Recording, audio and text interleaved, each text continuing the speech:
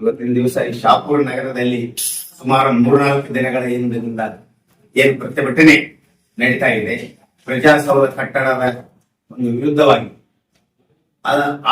ಅದರ ವಿಷಯವಾಗಿ ನಾನು ಮಾತನಾಡಲಿಕ್ಕೆ ಇಚ್ಛೆ ಪಡ್ತಾ ಇದ್ದೇನೆ. ಈಗಾಗಲೇ ಸರ್ಕಾರವು ಶಿಕ್ಷಣ ಇಲಾಖೆಯಿಂದ ಸುಮಾರು 4 ಎಕರೆ ಜಮೀನನ್ನ ಕಂದಾಯ ಇಲಾಖೆಗೆ ಮಂಜೂರು ಮಾಡಿ ವರ್ಗಾವಣೆ ಮಾಡಿದೆ. ಅದೇ ರೀತಿಯಾಗಿ ಸುಮಾರು 16 ಕೋಟಿ ರೂಪಾಯಿ ಮಂಜೂರು ಮಾಡಿ ಟೆಂಡರ್ ಕೂಡ ಆಗಿ ಕೆಲಸ ಪ್ರಾರಂಭದ ಹಂತದಲ್ಲಿದೆ.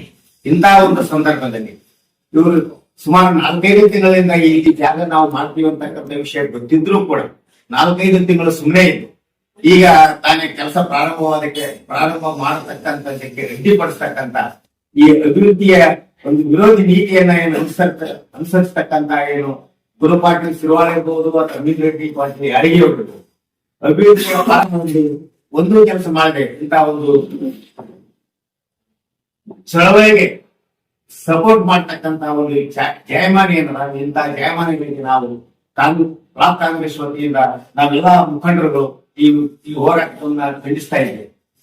ಈಗಾಗಲೇ ಅವರೊಂದು ಮನವಿಯನ್ನು ಕೊಟ್ಟಿದ್ದಾರೆ. ಈ ಹಳೆ ತಹಸೀಲ್ ಕಾರ್ಯಾಲಯದಲ್ಲಿ ಈ ಕಟ್ಟಡವನ್ನ ಪ್ರಾರಂಭ ಮಾಡಬೇಕು ಅಂತಕ್ಕಂಥ ವಿಚಾರ.